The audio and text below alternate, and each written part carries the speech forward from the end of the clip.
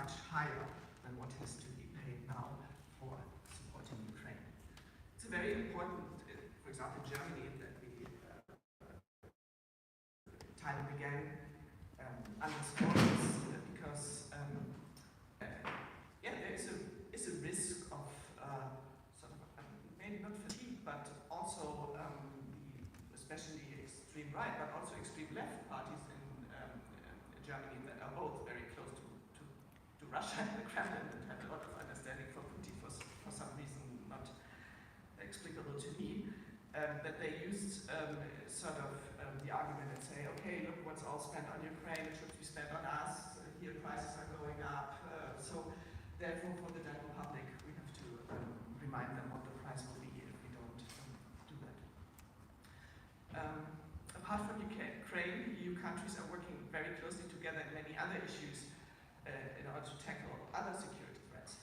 We have, I mentioned already, cyber attacks, but also terrorism, disinformation, pandemics, and manage the critical and dangerous side of new exciting technologies like AI.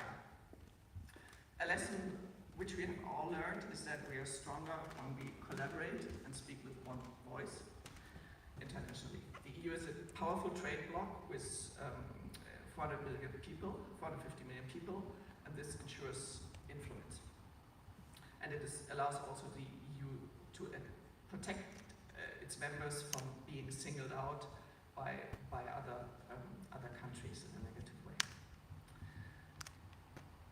The Russian invasion of Ukraine has also had an impact on the EU's enlargement policy. And we've just celebrated 20 years of enlargement regarding many East European countries, like Poland, Czech Republic, etc.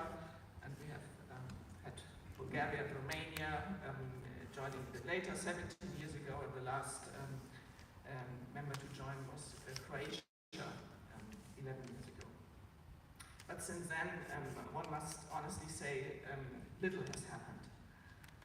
Accession talks with Turkey have not moved on because of developments in the country. And the 6 countries of the Western Balkans, and one must look at the map, one can see that they're all surrounded by EU countries. They all want to join the EU, but reform speed has been quite slow in the past years. And apart from structural problems in the country, and also corruption being an obstacle, there was also a growing lack of conviction in these countries that the EU really wanted. They said block common policies, and we have said quite often, unfortunately, with one country. So this has also then increased doubts. Would it be good to bring in 6 more countries that are also not on great terms always with one another, and that might use their position then to make the other one's life difficult, or the EU life. But this debate has completely changed since February 22. And now there is a common understanding that enlargement policy is security policy, because enlargement means stabilizing the countries neighboring the EU, and having them inside the peace project EU means also is the best insurance against war.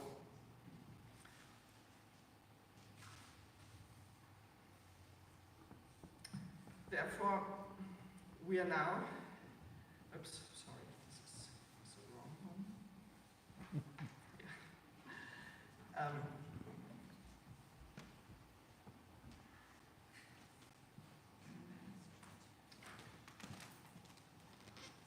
Yeah. Therefore, we are now in a situation where the doors of the EU are wide open for EU countries that want to join. But of course, the necessary reforms to implement the EU acquis, the whole set of rules the EU works on, is a precondition for joining. And now we have new candidate countries lined up that are beginning their accession negotiations. First and foremost, Ukraine and Moldova. In and Georgia has also received candidate status. An enlargement with the Western Balkan countries has become a new push, because the countries know now that the EU really wants them to join and is serious about that promise.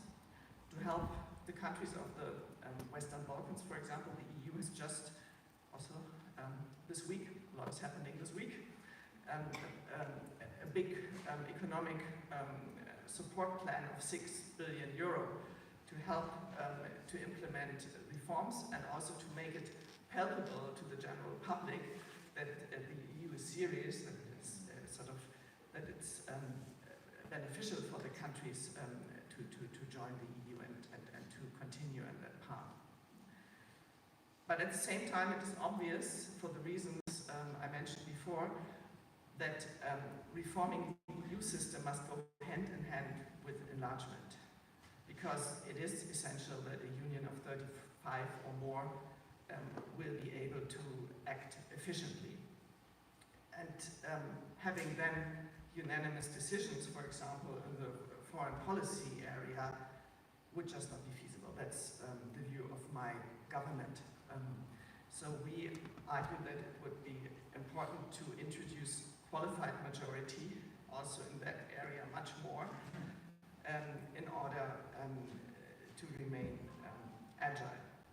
We are aware, of course, that this might also in the future then work against us when we are isolated, but that's the price we would have to pay to sort of have a national commissioner. But how do we manage that if we don't have that anymore, that everyone feels sort of sure that he will have this seat at the table at a point? So many questions are open, and there's right now there are divergent views on that, and there are many countries, and interestingly enough, quite often countries that are very much in favor of the enlargement of the EU, that want to retain this veto power in foreign policy. And I can understand why. Of course, it's like an insurance, you join, it's a policy, but we believe that will be possible to do. So it's an exciting project, will take shape, and I'm confident that Germany and France will also find a common view on all these issues. There's often this conception, and I mean, we're confronted with that, of course, very often. Oh, relations with Germany and France are bad, and this and that. But that's the nature of big discussions, that you not always agree right from the start. And in the end, and the EU has proven to be a great consensus machine, we have always gotten there. And I'm very sure that sort of being faced with enormous challenges, and Stefan spoke very eloquently about that, we will find a joint way forward. Thank you so much for your interest.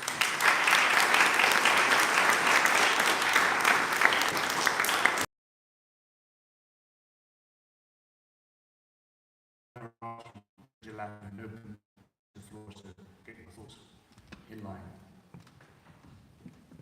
Thank you very much for the invitation. I'm terribly sorry for my voice. I have just got out from the last cold of the season. That's one of the disadvantages of coming from a southern European country. One is very sensitive to this capricious weather. Well, in any case, let's open a small window to talk about nuclear non-proliferation, which is a little bit of an arcane. It's difficult to define. So, first, what is nuclear non-proliferation? Before starting to speak about Europe and non-proliferation, let's a little bit define what we are talking about. What is nuclear non-proliferation?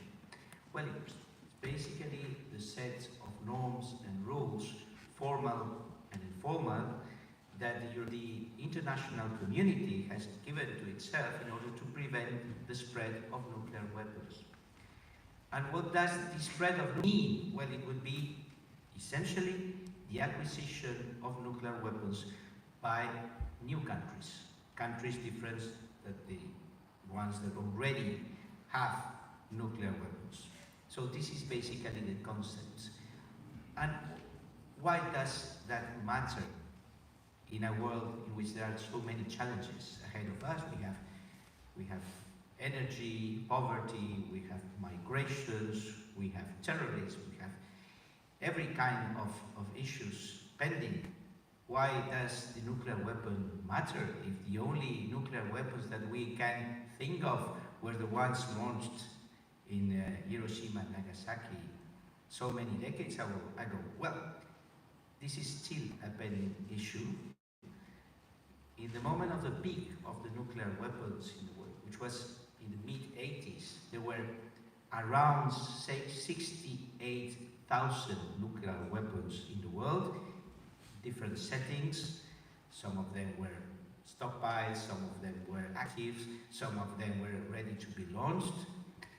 As of today, there is around 15,000 nuclear weapons in the world, so a long way has been made in terms of nuclear disarmament, but there's still fissile material enough to make 200, perhaps you've heard about it, called the nuclear winter, which is a sort of fissile nuclear weapons.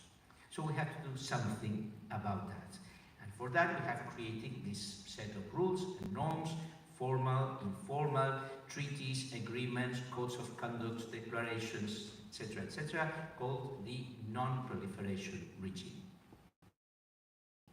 So what can the European Union do for the nuclear non-proliferation regime? Well, you know that there is a motto in Europe, which is unity in diversity, which is a very nice motto. It was created for describing the cultural diversity within the European Union countries. It is valid for almost everything in the European Union, but if you look at what happens to the relation or to the approach of the different European Union countries to the nuclear weapon, this is a perfectly valid motto. Unity and diversity. Why? Because within the European Union members, you have some that are NATO members. And within the European Union members that are NATO members too, you find a nuclear weapon country, which is France. Formerly there were two. There was France and the UK. Then you have different approaches, different sensitivities regarding the nuclear weapons. You have countries that have nuclear weapons stationed in their territories. Germany, the Netherlands, Belgium, Italy. And on the other side of the spectrum, and always within the European Union, you find countries that have signed the nuclear weapon ban treaty. For example, Sweden, Malta, Cyprus, Ireland, Austria. And there are countries that have even ratified that treaty. Malta, Austria, Ireland. So you have the huge plethora of the nuclear weapons. Europe with this framework, with such a divergent approach challenge. Well, one could say not the non-proliferation regime is a security regime, and security regimes are so sensitive, they are so close to existential threats that they normally are ruled by consensus. And of course there is no possible consensus among such a plethora of different approaches to the nuclear weapon challenge. Well, paradoxically enough, the European Union has become a major non-proliferation forum. It is very active, it is very productive, and why is it?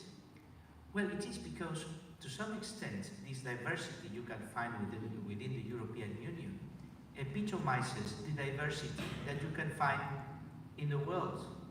The world is full of countries that adhere to the individual position of each and every of the EU countries.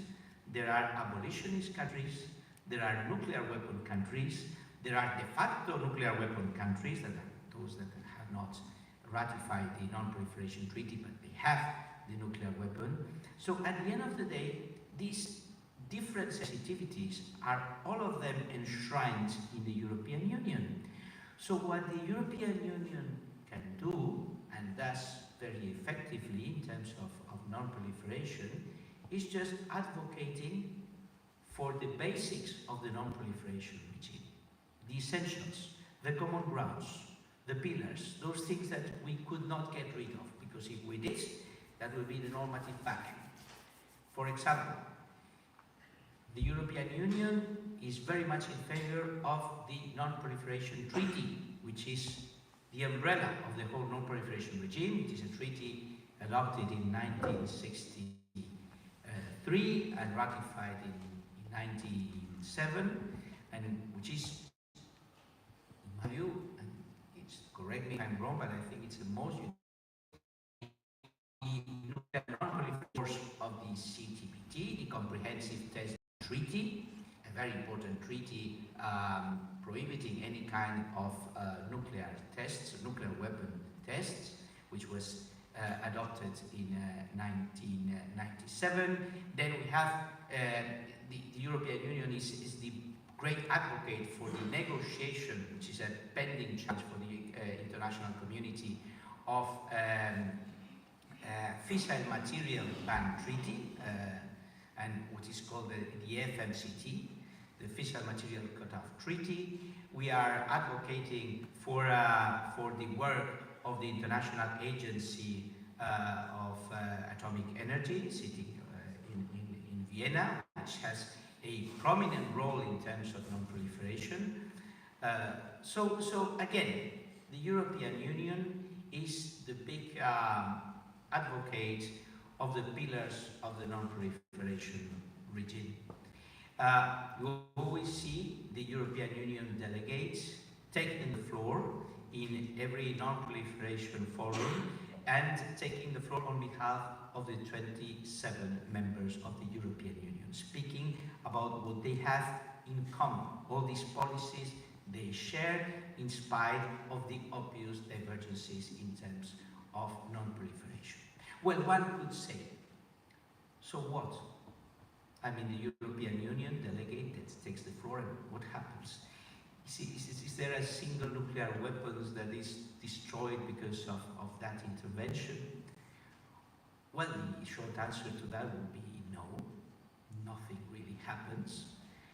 But then there will be a counter-argument. I mean, who would be speaking in any international fora and having this direct effect of reducing the nuclear weapons stockpiles in the world? I guess that no one would have that effect. But what the European Union does is trying to preserve the nuclear non-proliferation regime itself, the set of rules, the set of norms itself. And this is essential because of two reasons. Well, in 10 years' time, there will be 30 countries having the nuclear weapon within their stockpiles. Well, that was said in 1961. So in 1971, there should have been like 30 or 40 countries already having the nuclear weapon. Well, as of today, as you know, there are only 9 countries having the nuclear weapon. This shows that the nuclear weapon, nuclear non-proliferation regime is an effective set of norms. But there is a second reason why this intervention of the European Union is very important, and is that if we got rid of the nuclear non-proliferation regime, we erased it, we abolished all the treaties, the international community would not be able to recreate it. The alternative to the current non-proliferation regime is not another more efficient non-proliferation regime. It would be simply the normative vacuum. Nothing. No rules, no prohibitions, no limits. And you all know that many countries in the world would be delighted to see no limits for nuclear proliferation. They are waiting for it. So that's why we have to preserve the nuclear non-proliferation regime. This is one of the most sophisticated security regimes that the international community has ever been able to create. And at the same time, the European Union, as you know, it's a very peculiar, very strange political animal, and it's one of the most sophisticated creations in terms of international law of the international community. So it's very good that this link is made between the European Union, a very profound and sophisticated international political animal, and one of the most complex sets of norms and rules, which is the nuclear non-proliferation regime. The nuclear non-proliferation regime needs Europe and needs this unity and diversity that I was referring to. Thank you very much.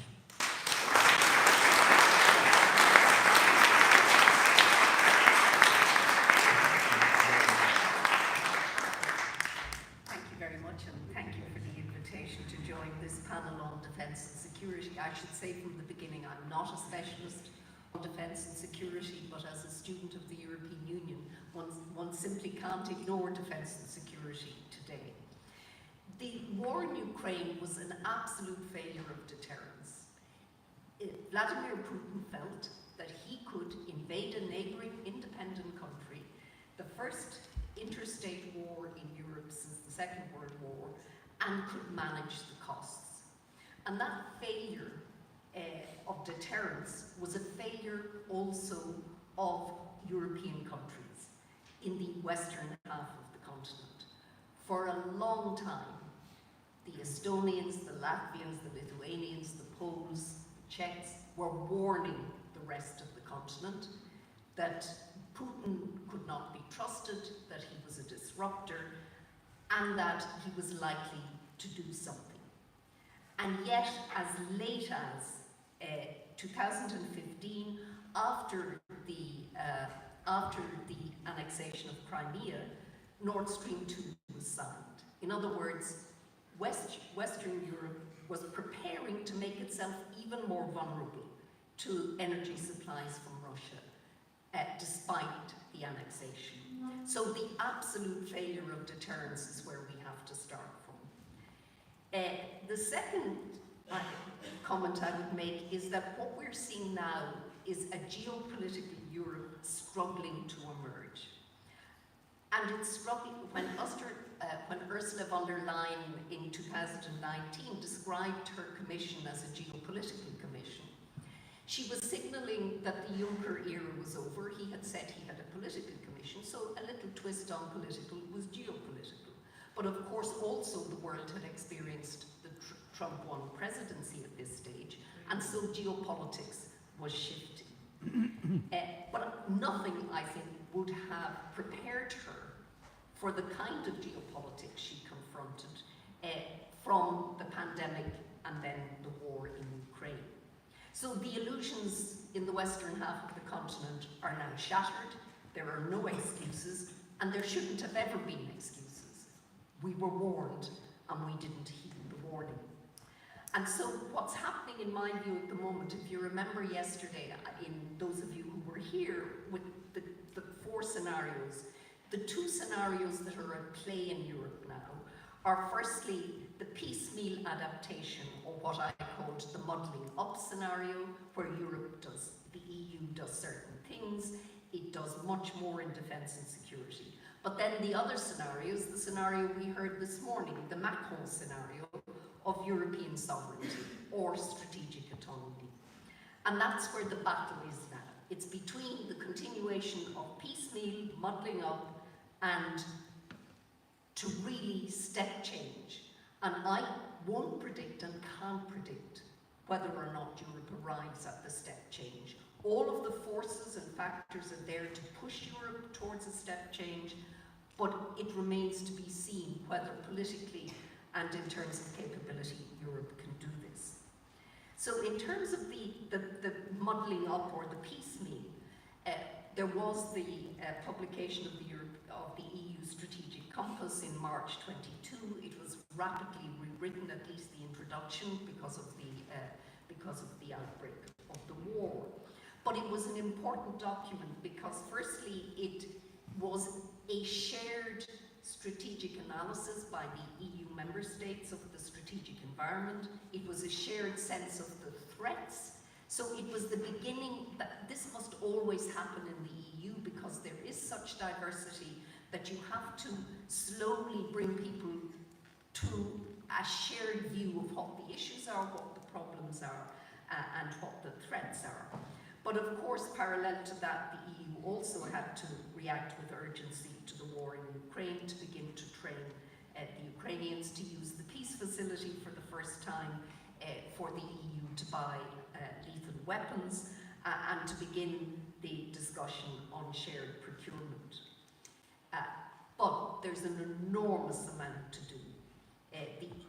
The combined EU member states actually spend a lot on defence. Now the European states benefited from the peace dividend after 89, but for the last 8 years, defence spending in Europe is going up, but so little of it is still spent in collaboration.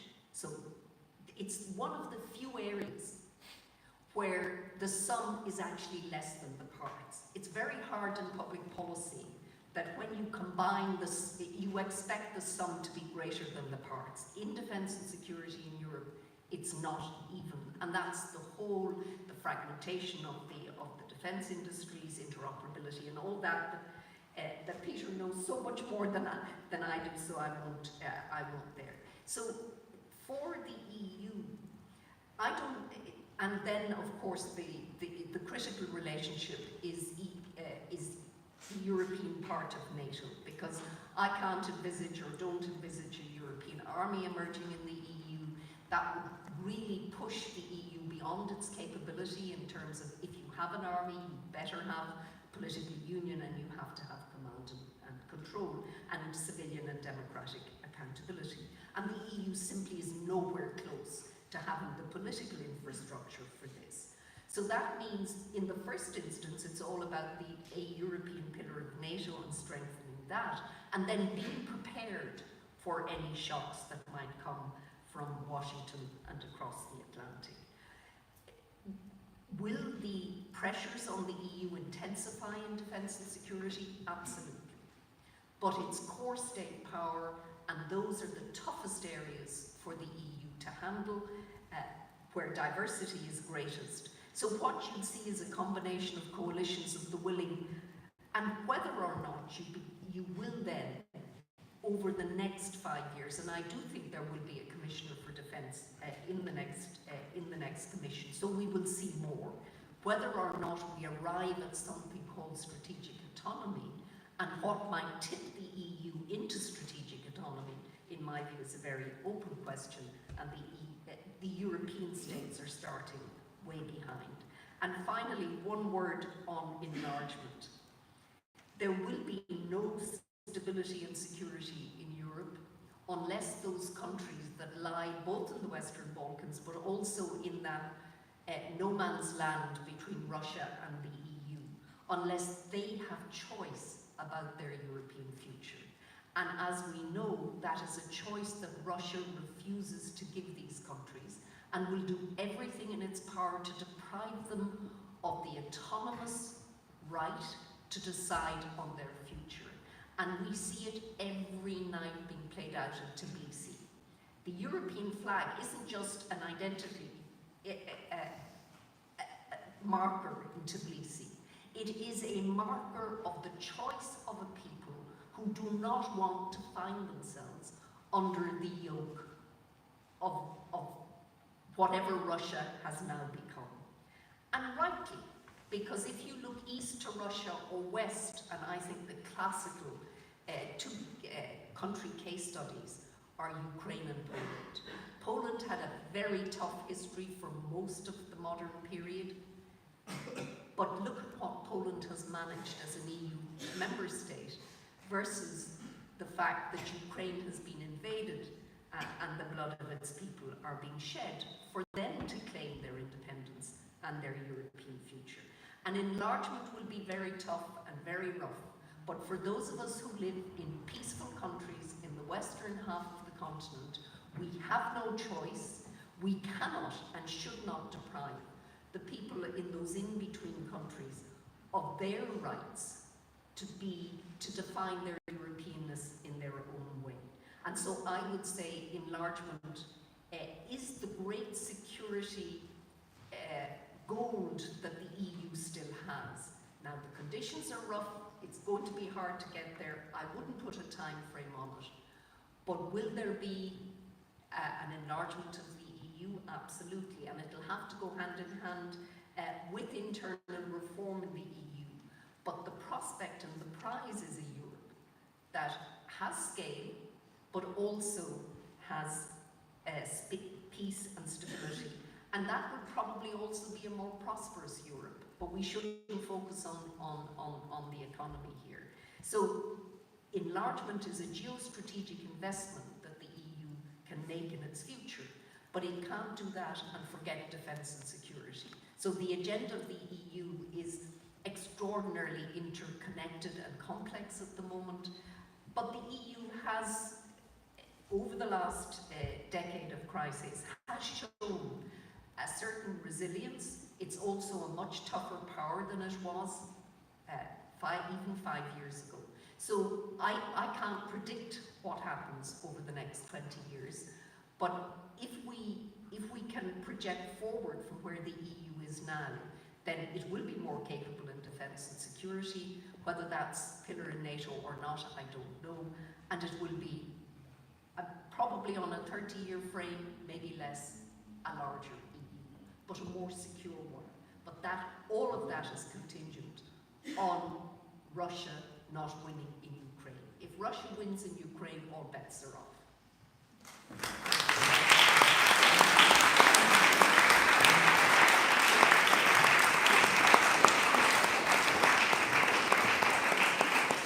Okay, ladies and gentlemen, we're just going to remove the lectern, and there's a microphone under Peter's seat, if you'd like to take it out, and there's one here we'll use.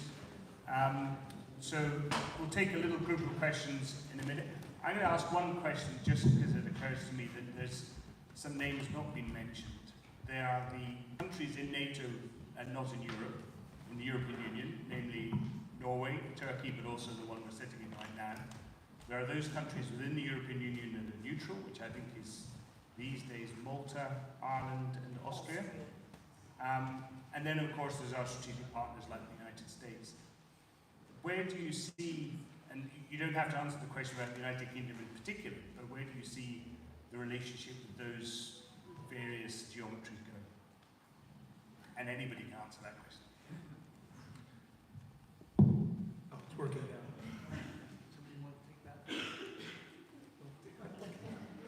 Well, I think Bridget has just given us a superb tour d'horizon of the kind of political, strategic, geostrategic stakes that are involved. And for my money, I think what's implied in your question, John, at least the way I'm going to answer it, is that strategic autonomy is an ideal type that is unlikely to be achieved, certainly in my lifetime, in terms of like the European Union as an independent geostrategic actor without NATO.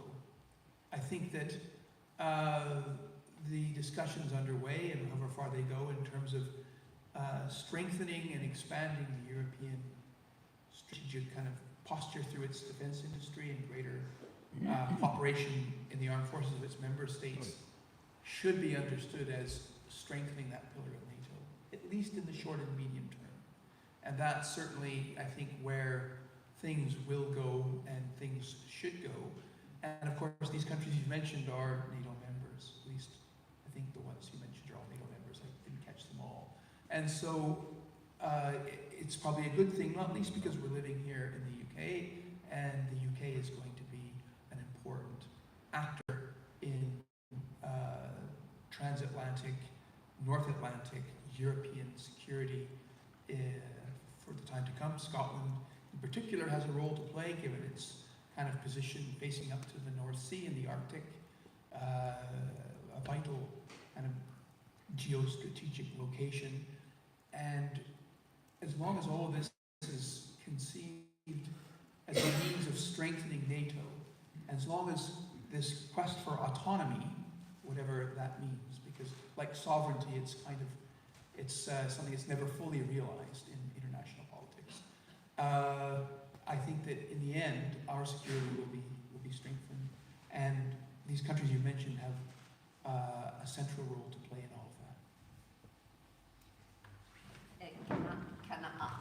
just say briefly on the noodle stakes, they're completely irrelevant. They're free riders, they don't matter. They certainly, in terms of their foreign policy, can, and does, the country I come from is a very good, has a very proud record in peacekeeping. But in terms of European security, Ireland is irrelevant and is a free rider, and we're just about to have a very major investment in an energy interconnector with France, and of course. Hands, gosh, there we go. Let's take you, sir, first. We'll take 3 at a time. Thank you, sir. And actually, would it be possible to get the names on the board so that this we can refer? Because I don't want to speak about the Canadian dude. I have to speak about it. But I also noticed something about the framing. 2 of the participants said we cannot afford to lose, or Russia should not win. Shouldn't be clear, say, like the German consul said, Russia needs to lose the war, because anything other than that, they cannot win means a forever war. It means that this war can go on forever, because the game of Russia is they don't want to lose it either, but they don't care if this war lasts for 200 years. And the same for Europe, so we should really make the point of Russia needs to lose the war. And that goes back to the problem of maybe, so that's what the terminology we should be quite strict about. They need to lose. It's not that we cannot afford them to win. They need to lose. And the second point is we're speaking about Europe now. We cannot control like we used to be. We noticed with the sanction, Qatar, we cannot control Qatar. So we can put as many sanctions in Frankfurt, Paris, and London, right?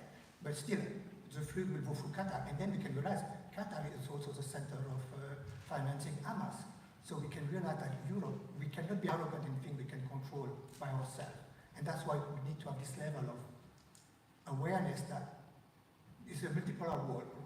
Russia needs to lose. We need to send maybe a strong signal to Qatar and stuff like this, so that we cannot circumvent the idea, because the money, and we're speaking about very, very good as well about being agile. We noticed a reaction toward Ukraine. France and Germany were a little bit slow, and eventually they followed on. But it's thanks to smaller country, and that's why maybe we can speak about Scotland as an autonomy. They were able to be agile and say, you know what, we're gonna help Ukraine. We're not gonna wait for France and Germany to wake up. Eventually they wake up in the meantime, and Scotland could do the same as a second autonomy, being able to not wait on Downing Street to start, okay, no, we're gonna do something about it ourselves. So this level of agile and mass is very important. And so in that, also, aren't we fighting a last war? Because it's becoming asymmetric now. It's not just, thanks. I'll take 2 down this side, and then we'll go over to that side next round. Yes, Tom. Thank you, our German colleague, and thanks to the Volkswagen Foundation for their funding of our research, which is really on public opinion and towards domestic European security policy. I think you did a really good job of pointing out the differences, the core parties, which are converging, center-left and center-right, versus the peripheral parties. I wonder how the Spanish and French diplomats in the room see domestic politics and domestic public opinion affecting attitudes towards European countries, European security in their respective nations. Thank you. If you just pass it along there on the road, straight along. Thank you very much, and congratulations to Skoga on what's a really interesting subject, so important. I really wanted to touch on a question to particularly the Consuls General in the panel about what seems to me to be the really critical gap in European defence capabilities. We always talk about European defence industry. I'm pretty confident that actually, with all the decades of experience of the single market, the Commission and the Member States will pull their way through the political and economic and divergency challenges. But the really critical gaps in European defence capabilities are the so-called strategic enablers. They are intelligence, they're command and control. Bridget Laffin quite rightly touched on this. They are target acquisition. They are some of the high-end reconnaissance capabilities, and their strategic lift mobility. They are much bigger political challenges for sovereign nation states to agree on, because you have to do them collectively if you're going to be effective as a collective military force. Is there any beginnings in your country of understanding of the political challenges for Europe in doing that, and ways of taking advantage of Brexit, because the UK was always, of course, one of the greatest blocks on developing European capabilities in that area? Okay, keep your hands up. Let's judge to pick whatever bits out of those three that you'd like to start with. Yes, I would like to talk about the first question or remark. Russia needs to lose. Yes, Ukraine has to win, obviously, and I think apart from semantics, the important thing is that any other country who looks at this war after it's over will not get the idea it's worthwhile to do it. But I'm very pessimistic personally when it comes to Russia itself after the end of this war, and as we all do, and when Ukraine is won, that internally, domestically, this will be portrayed as something we have lost that war. This won't happen.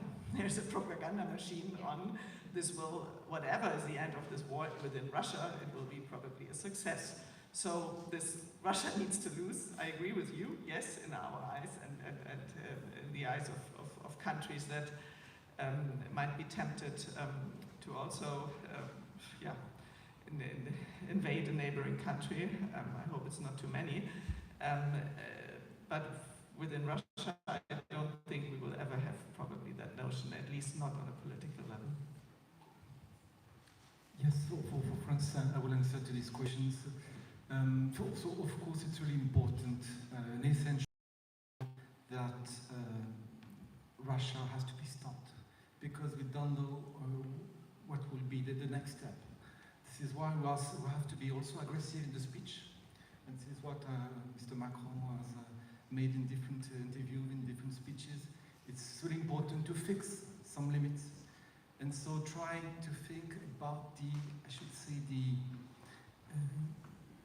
impossibility, something which might happen, something very strengthening. So we have to face all the different scenarios, because we've got a belligerent country with very strengthening speeches from Putin, different terms. It's a nuclear country, as my colleague said, it's one of the important nuclear countries in the world. So we have to have this whole picture in mind for responding to this to Russia. This is why it's really important to have this common reflection, common anticipation, what might happen in Europe. So we have to envisage all the scenarios. To respond to your question concerning the public sensibility about it, the public sensitivity of these issues, it's one of the theme during the campaign in Europe. This is one of the important things we see in the debate. What is the future of Europe? How we can envisage the future of Europe? How can we anticipate the future? How will be the Europe with the extreme right wing? And more important, in the parliament, it's something which I have also to take in mind in the future. And I think the public opinion in France is really aware of this. Thank you very much. Just two comments very briefly. One is a response to the ambassador's question on the degree of awareness among EU countries about the challenges ahead of us in terms of security. Well, in my view, that question could be answered with another question, and it's about European citizenship.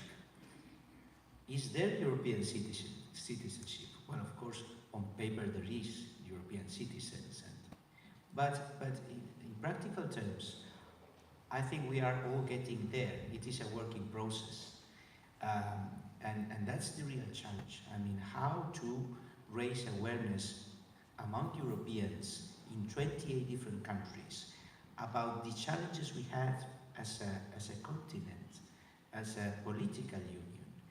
That is not evident, and we can see there is a clear indicator in the European elections.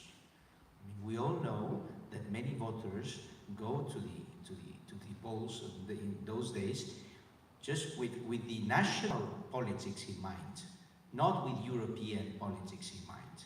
And that's a real challenge, to create a real European debate. There cannot be awareness about the challenges we have as a continent without a stronger degree of European citizenship. A long way has been already walked, and the Erasmus and other programs for youth exchange have been key, have been instrumental on creating a stronger European citizenship. But again, we are just on the way to getting full European citizenship. The second, and this is another question or challenge I just wanted to launch you. We are always discussing this strategic autonomy as an option of Europe. And I was wondering, what if it was not an option? What if it was a need, a necessity? And then there is an elephant in the room here that no one is mentioning, but I think that we are all thinking about that. I mean, there are the US elections coming in some months. So what if, it's not only about, an option of getting a stronger strategic autonomy, but, things might change. What about that? Thank you. I'm going to respond to the question about intelligence capabilities and kind of what's called C4RSI, kind of command control surveillance, because this is something that is notoriously difficult to make function in a multilateral environment. And it's the great argument for trying to understand this move towards a more powerful and capable European defense and military element as a pillar of NATO. Because even in NATO, anyone who's had it, and I have had something to do with intelligence sharing in NATO, it doesn't work. Even in that environment, it doesn't work. And what countries within NATO privilege, and I think Afghanistan was a great example of this, but even before that, Bosnia was access to American intelligence assets. And so that's only going to be achieved when there's a crisis like Ukraine and when the United States is involved. Building a European foreign intelligence capability, with human intelligence and, code-breaking cryptanalysis, signals intelligence, and satellite imagery, that is something that I cannot imagine in my wildest dreams working in my lifetime, at any rate. However, and I'd like to respond to Ignacio here, because it's a question I think that we need to think about. If thinking about transatlantic defense, European security and defense, it is true that I think most people in this room probably would view a Donald Trump presidency as a massive challenge. A challenge to Article 5 of NATO, which is the commitment of each member state to come to make war in defense of the other if the other is a victim of unprovoked aggression. And that's something that it's not just a commitment that lies within the whims of an elected president, it's actually ratified by the Senate. And the idea that Donald Trump could convince the Senate, the American Senate, and the American Congress to leave NATO, that's very difficult to imagine. So then we have to think about, perhaps Article 5 being watered down, but the United States leaving NATO, I think we're a long way from that still. Okay, we'll squeeze as many of these hands as we can in. Yes. Robert McDowell, Summerhall. I hope as a takeaway from today, something that everybody in the panel can agree, and anybody else here who has opportunities to speak to government. When we criticize Russia or the Putin regime for crimes, abroad assassination, money laundering, protection rackets, worldwide crimes, war in Syria, proxy war in Ukraine, the Russian state media's response is to say this is just politics. This is just the West playing politics against us. We cannot challenge Russia and its people on the basis of what can seem like politics. It has to be on the basis of what is international justice and human rights, and even environmental laws. In fact, even if you are not a military member of NATO of any substantial amount, you can, as a country, make progress in laws, in bringing up new laws. It is very urgent that we make sure that our legal position, constitutionally, is as advanced as it can be before ethnic, populist right-wingers are too dominant in our politics to make these things happen. And one last point, just for Canada very quickly. When we wipe up kitchen spill, blow our noses in tissues, put nappies around our babies' bottoms or wipe our own bottoms, we are in fact doing it on the forests of Canada. Canada is very important to us, but it's very important in another way, may I say, which is to show to the world, especially when there's a Republican government, that to be North American does not necessarily mean that. Not necessarily to be, and so the job of Canada is to get itself into the international space in a way that has not properly happened since the Oslo Peace Accords and before Justin's father. So Justin Trudeau, his government, or the next government, has to be much more assertive, not least in the Arctic, but also with Europe and in the issue of Ukraine. And finally, just to say, this is not a question of winning a war. We will not win this argument by winning a war or defeating Russia. This is a country which is far too big and far too important ever to be defeated. Right on the corner.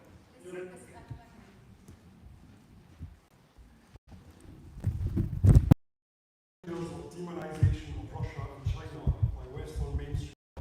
Populations of the UK, Europe and America don't want a war with Russia.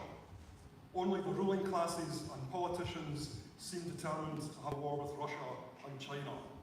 My question is, when are UK and European politicians going to stop behaving like glove puppets like Joe and the deep state warmongering psychopaths of the United States?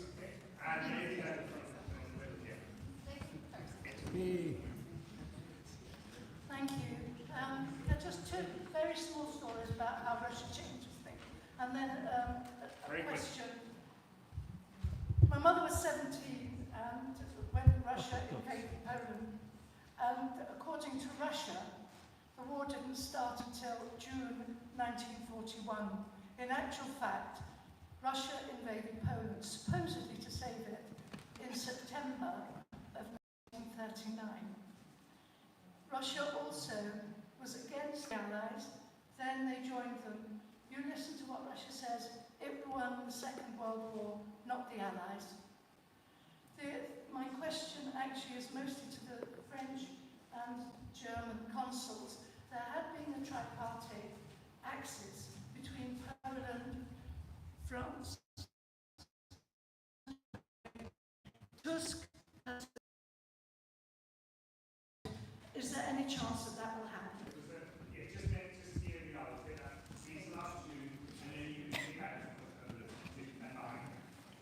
Hi, so my question is we talked a lot about the theoretical defence, and in particular with America, and I'm wondering more about how that would work. So America has quite a specific way of socialising the military and getting defence really into it, like it goes into low-income areas and really pushes for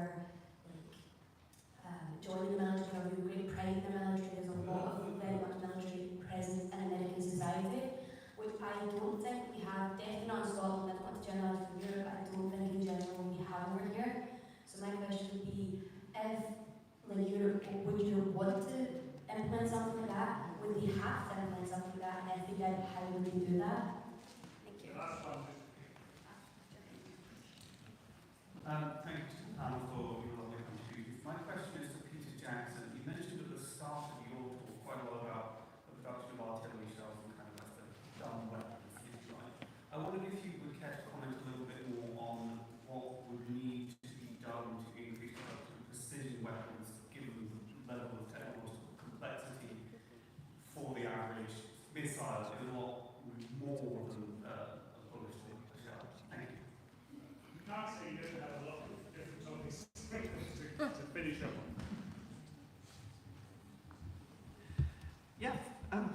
thank you for the very good questions. But first, the gentleman mentioned human rights and accountability, and of course this is essential. I mean, and efforts for ensuring that are already going on. A lot of evidence is being collected every day, so that when the Russian war of aggression against Ukraine is over, those who are responsible for atrocities and crimes against humanity can be persecuted. The International Criminal Court of Justice issued an arrest warrant for Vladimir Putin, as many of you might recall. So this will be incredibly important after the war to ensure that and to give as much justice as is possible. Then, as to you mentioned the collaboration between Poland, Germany, and France. It's known as the so-called Weimarer Dreieck because they had the first meeting in Weimar many years ago. Yes, this is still working. It's an informal format. I think this is important to stress.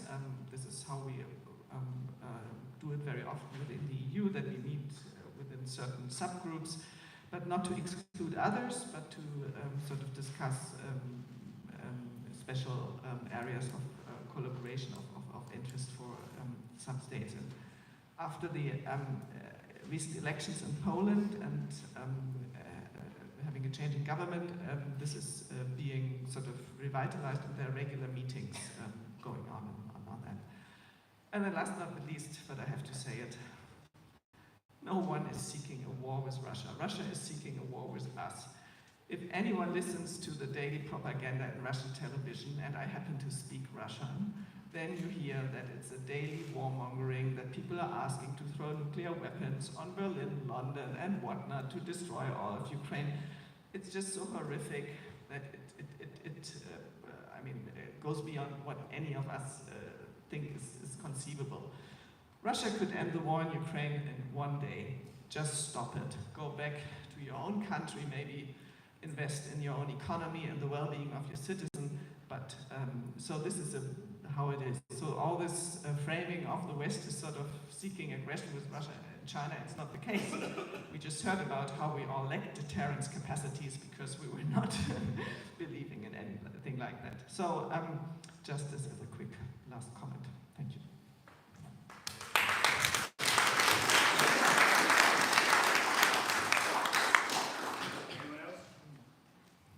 Can I just say also on the issue of public opinion throughout Europe and in North America, the evidence is overwhelming that people support Ukraine and identify Russia as the aggressor. And that is well-established, good social science data. So you can live in an alternative Europe, or an alternative world, but that is not the world as you described. Hi. The question posed to me, I used the example of the 155 artillery shell because it's probably the most prolific. It's the standard shell for artillery pieces across much of NATO. And it's a good example of trying to upscale or increase production at scale, and how, in fact, the price went up by 400% within, I think, 8 months. It's just a good example of the kinds of challenges of an unintegrated and private, public, kind of across Europe defense industry. As far as the precision question goes, well, there are a couple of ways to answer it. One way, I suppose, would say things like high-tech computer chips, the kind of things that we've been looking to Taiwan for too long to produce. Those are at a premium, but certainly the technology and the skills are there. I mean, if you look, for example, at the German Taurus system, there's a very sophisticated weapons system. Germany's under quite a lot of pressure to make it available to Ukraine, but this is probably unrealistic given that its targeting technology is heavily encrypted and would require German military personnel to actually take part in targeting Russian targets, and that's out of the question. but the technology is definitely there, and it's also there in the policies that was laid out by Ursula von der Leyen, the European Commission President. It's something that would be a priority, you know, which areas of Europe are best at, and Macron is kind of sometimes slightly undiplomatic way put this in the interview in The Economist that you may have read just recently. We need to invest in the areas of Europe that can produce the technology we need. We can't go by traditional European practices of kind of spreading the wealth. We need to invest where we're going to have the maximum output. So that's an interesting challenge of this new defense industrial challenge. But the skills exist in Europe, the technology exists in Europe, and that strategy was about investing in them. Okay, ladies and gentlemen, we have eaten enough into your lunch hour. First, it stands to me to say thank you to all of you. You can't say that there's not enough interest in the subjects we've raised this morning. And to say thank you to Peter, to Christian, to Bridget, to Stefan, and to Ignacio.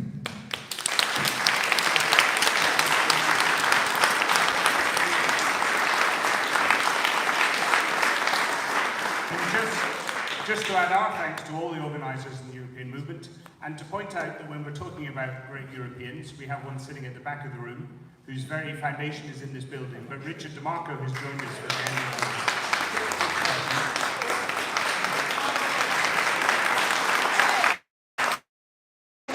Richard DeMarco organised the Artisans raffle is 3 prizes of various miscellaneous EU food products, and I urge you to buy tickets for the beautiful quilt made by Patricia, who will be showing her work on quilting during the lunch break. So we have 3 prizes of miscellaneous foods from the EU. The first one is, and my lovely assistant here will pass that number, is 701. Ah, oh, hello, fantastic. Okay, yep. Right. Next one is, thank you very much. That was Frederica's name back from her. This one there is 765. Sorry. 765, right? And the last one, which includes the box. That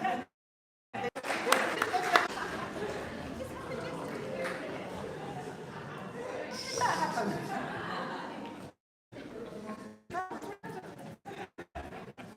Thank you very much. Thanks. Sie Germans.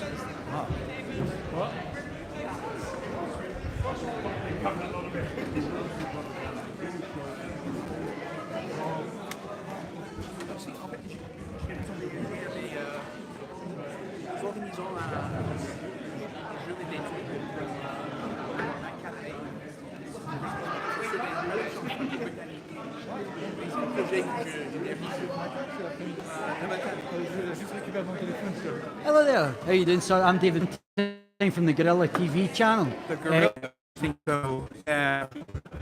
I'm not as au fait in Canadian politics as I should, but Are you stay here? Do you live here? I live here. Yeah. Yeah. I've been here for in the UK since 1997. What do you do? What's your sort of role? I'm a history professor. In Edinburgh? Glasgow. Glasgow University. Yeah, And what yeah, sort of history do you do? European history. Yeah, Do you do the fact that this town used to be called Godobin? Do you know this? No, I didn't know that. No. What's the original language of Scotland? Was it? No, what's it? No, what's the original language of Scotland? Is it not Gaelic? No, that's Irish. So what's the original? Do you know? No. Brythonic. So this place was called Godobin, and it's been anglicised. And I've got to speak like English from the Angles. So that's not the indigenous, not even what is now called England. The original language is Brythonic. Ah, okay. So we've been basically anglicised. So Celtic B. It's Celtic B. It's Celtic B. Celtic, not Celtic. Sorry. Celtic's a football team. Celtic B. a basketball team. Yeah. Boston Celtics. So what is your? I mean, are you here? Do you run a TV channel? Did you say? Yeah, an online political channel. Okay. Yeah, and we take quite a strong line on the Globalists and not want to be run by Baldy Dr. Evil in Davos. You know Klaus Schwab. Ah, okay. Do you know Klaus Schwab? Well, I know the line you're going down. But I don't agree with like a supranational, non-elected parliament dictating my legislation. What's your thoughts on that? Well, it doesn't. Well, it doesn't. Do you mean the government in Westminster? No, because they have manifestos for each of the political parties. Can you tell me what the manifesto is from the European Union? What do you mean the manifesto? Well, if you've got there are a lot of parties in the European Union. Yeah, no, but including a lot of parties that want to break up the European Union. What's their manifestos, though? Yeah, there are manifestos. They all have manifestos. So the European Union doesn't actually set manifestos because it's the 28 unelected commissioners that are dictating the legislation. No, the parties that run for places in the European Parliament have manifestos. Why would they have manifestos? Why would they have that? Because they do. They don't bring forward legislation. So why would they have manifestos? They don't write legislation. Yeah, they vote on it. Yeah, they only vote on it, so it's why would they have a manifesto? Well, sorry, the parties in the Scottish Parliament or the Westminster Government don't write legislation either. They vote on it. The members of Parliament. No, but they bring forward legislation that's set out in the manifestos. No, the government brings forward legislation. Yeah. Not the parties. No, hold on. They put out manifestos that the people vote on. So each year, each political party brings forward manifestos that they're going to vote on when they are in government. Each election. Each election, yeah. And that happens with in the European parliamentary elections as well. But why would they do that? Because it's the commission. Because it's their platform. And it's the commissioners that are setting the legislation. So why would they putting forward? Because the commissioners are drawn from the same political mass as everyone else. I mean, what do you mean? Well, the commissioners are part of the European project, and they have ties to European political parties. I mean, they have ties to the parties. Yes, you should be interviewing. Are they not set Professor Laffin? Where is Professor Laffin? She's right there. She's the chairman.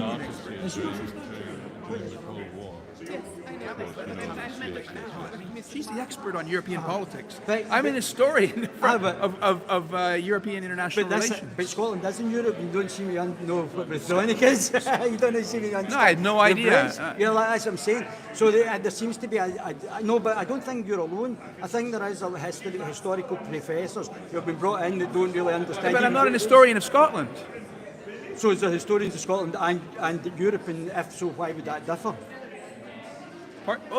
You have. I'm a historian of the 20th centuries. I mean, there's no reason why I would know that. Well, I would have thought it would be. No, but it certainly was probably in Paris. Huh? No, it wasn't Paris. It was probably a Celtic name.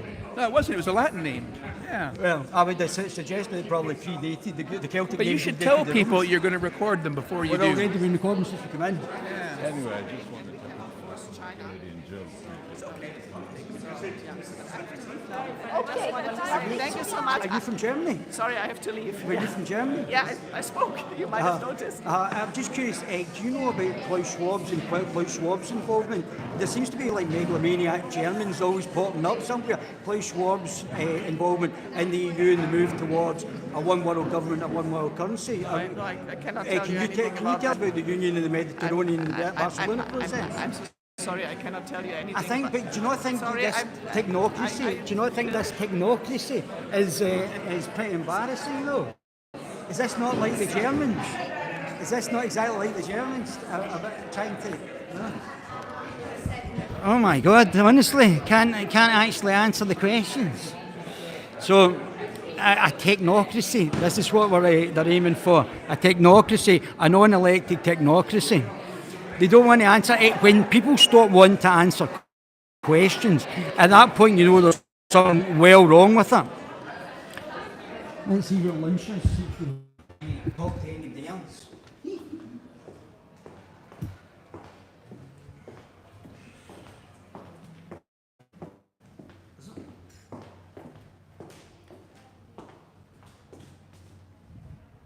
I don't know where lunch is. Yes, I said, I'm filming you because you've got no accountability. So provisional support. So how are you doing? You well? Yes, I'm good. you live up here? Are you doing a course up here? No, I live in Sheffield. Or did you just come up? Yeah, so I've got to get the train back now. So this is why we're putting all the paintings. Oh, is it finished? Yeah, it was just for this weekend. Is it? Yeah. I'd love to do an interview with you and just get an overview of where you stand and what your political opinion is. Yes, sorry, who are you from then? My name's David Barrington from the Guerilla TV channel. Oh, great. So how do we get your recordings? Guerilla TV channel on YouTube. Join, I'll show you what it is. Yeah. You can subscribe and you can... And what's your political... Have you got a... Yeah, we're anti-globalist. G-U... ERILLA. Oh, okay. TV channel. So are you anti-EU? Yeah, we're anti anything that moves towards the one world currency and one world government by a bunch of technocrats. Oh, against yeah, that. so... Well, do you believe in open borders? Well, I'm Irish, and like the Irish have always relied on like moving around, you know. I know, we know that's why Scotland's called Scotland instead of Northern Britain, because obviously the indigenous population is Brittonic, isn't it? I don't know. I don't know. Do you not know? All I know is we've always relied on open borders to get around places. Yeah. You've probably got some Irish blood in you. I probably do, Paul. I probably do. Relied on My name's Ballantyne. Yeah. So it comes from the Celtic. No, it's southern Scotland. It comes from the Celtic god Baal, and Tain meaning fire, Baltain. Oh yeah. So quite possibly there might be some Irish, but I think probably Brythonic, which is obviously the people who were originally here before the Scottish came over. The first. So that was quite nice. She's quite nice. Anyway, we keep getting interrupted there. Yeah. You should have come up and done an interview. Yeah, she's actually going back now. We're loading our pages. We've only got 40 minutes, so that's fine. Get me on the Guerilla TV channel, do an interview, and we'll have a wee chat about it. Thank you. So.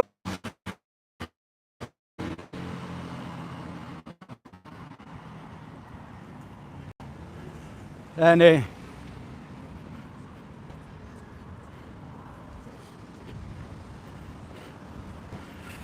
yeah, what you saying?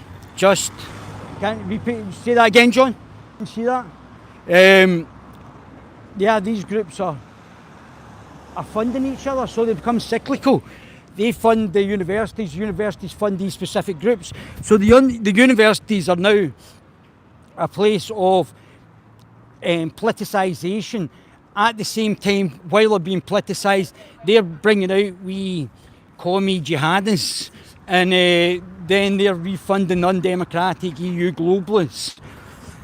Better now. You're outside, yeah, mate. I apologise. Sometimes I need secure uplinks. Obviously, all been shot from the phone, but I need secure ops so that I can't be interfered with, and there's a strong connection by my own satellite eventually. So what was I going to say? I felt like Elon Musk. So the globalist groups of non-Indigenous Britons are talking about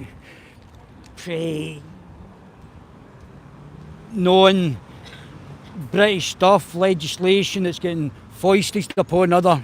They were. I can't even see that, mate.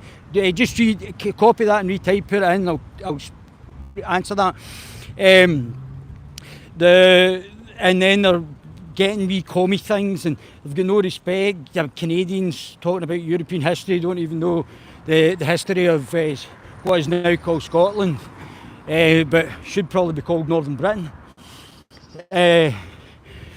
They are horrible people pretending to be nice. That's exactly right. I saw you writing that earlier on, mate, and I put my thumb up to it, because that's exactly what the vibe I got as well. Exactly the vibe I got.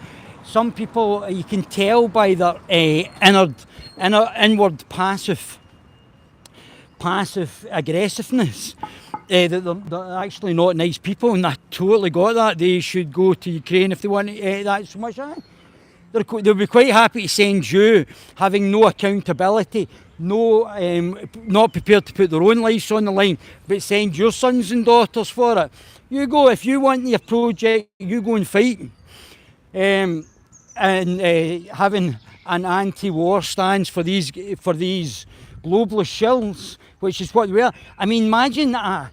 I mean, we've already got the Anglicisation in Scotland as well, from the Germanic invasions from the Angles coming over.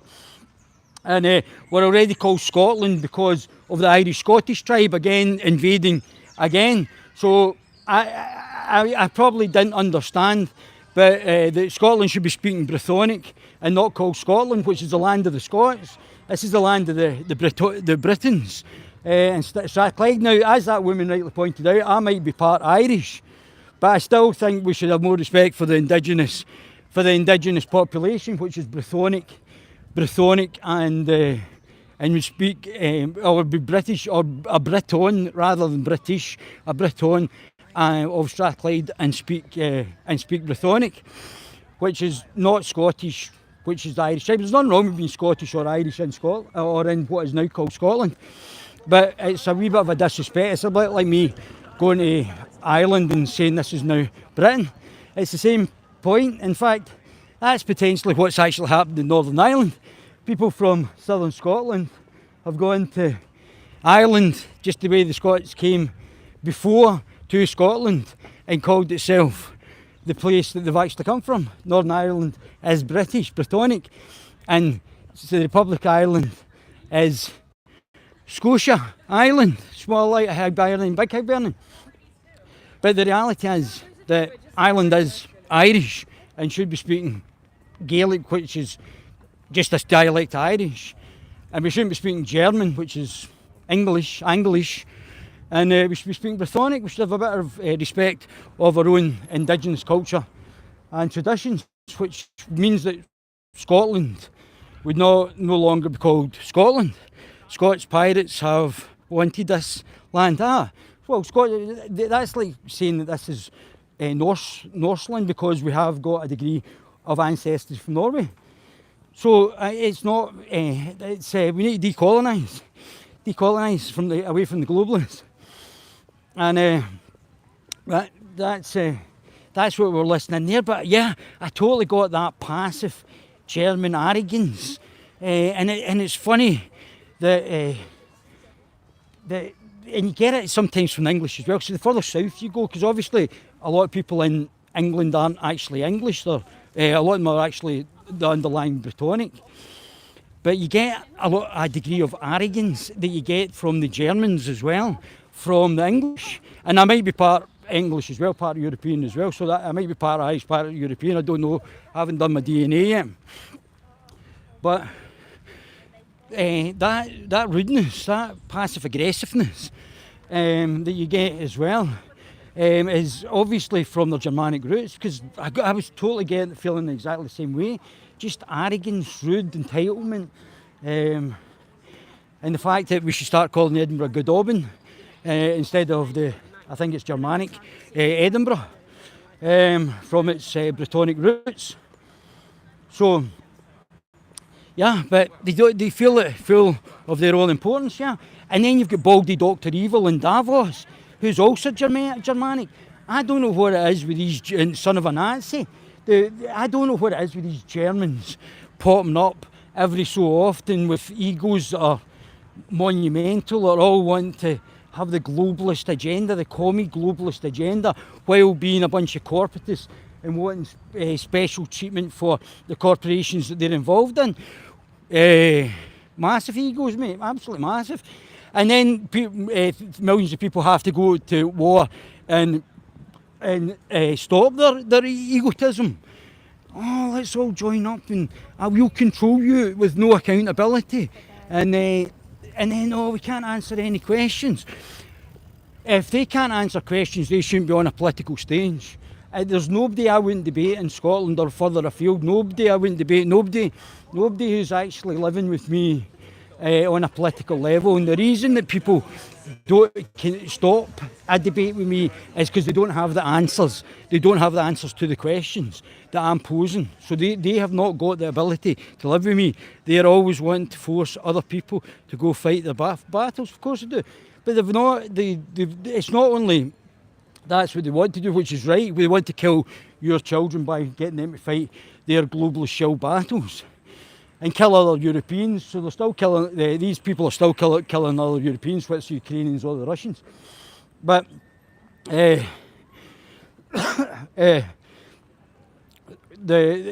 the death tolls are horrific, those young men on both sides. And both sides are not swinging an axe here for either. But let's not say, not understand that the EU's not behind this. And the EU's pushing, and those shills for the globalist agenda are pushing for this. They're the ones that are pushing for the war. They're the ones that are pushing for more European men getting killed for their advancement. The EU's globalist technocratic EU club, rather than the Russian anti-EU club. And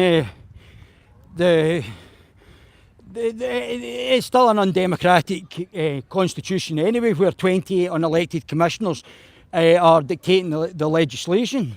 The Parliament does not have a say. It can either say yes or no, but it has got no technocratic authoritarian knobs. Exactly. Corporatist, well, it's communism for you and corporatism for them. So they can get the pals in the banking and the finance sectors, which has been restricted through legislation. So I can't just come along and open up Ballantyne's Bank.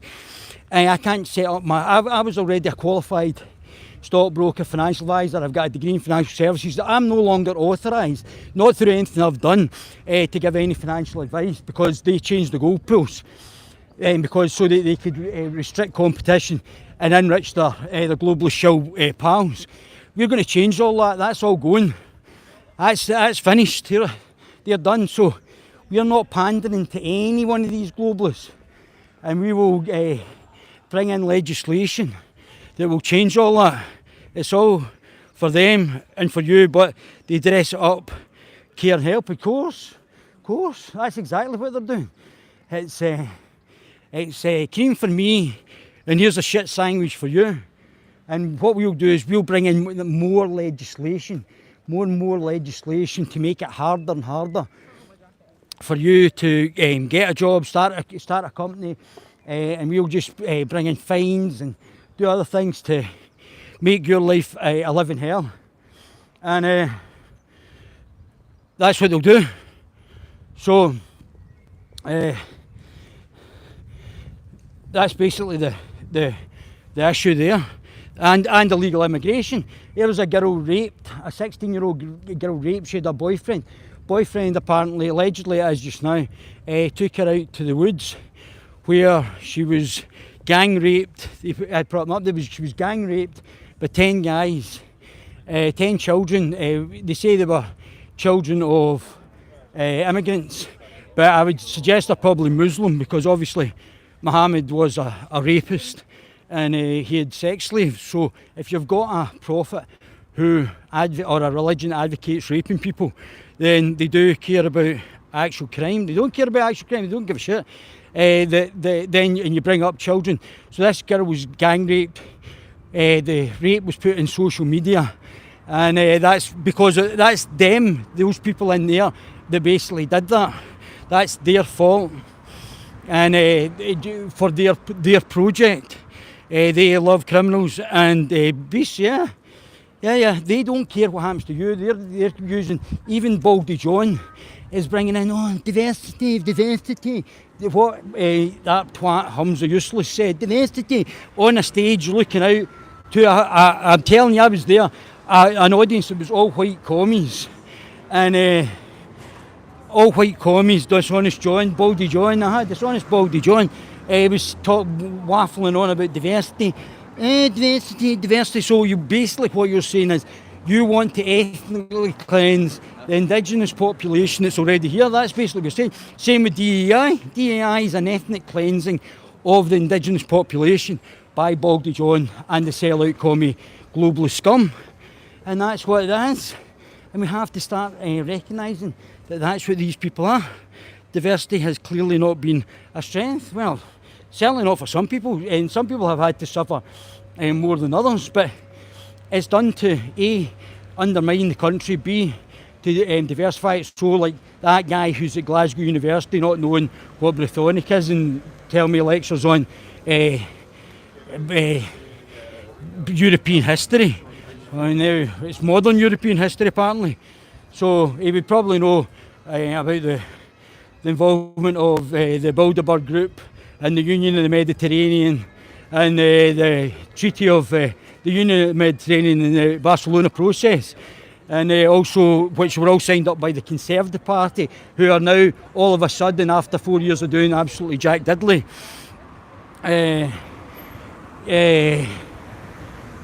on immigration, all of a sudden these flights are just before an election coming up, all of a sudden leaving to go to Rwanda when there's thousands of people coming in. They're not deporting illegal immigrants, they're not deporting criminals. The whole thing's just a swizz to ethnically replace you. The globalist project and agenda is still ongoing.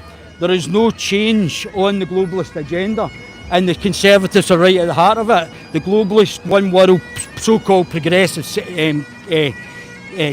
non-conservatives are right at the heart of it. Get yourself a nice wee cider. It's the weather, it's beautiful, man. It's absolutely beautiful. So I'm going to leave it at that. It'll be a no for me for any globalist shilling and any open door immigrationists. It's a no for me, thanks.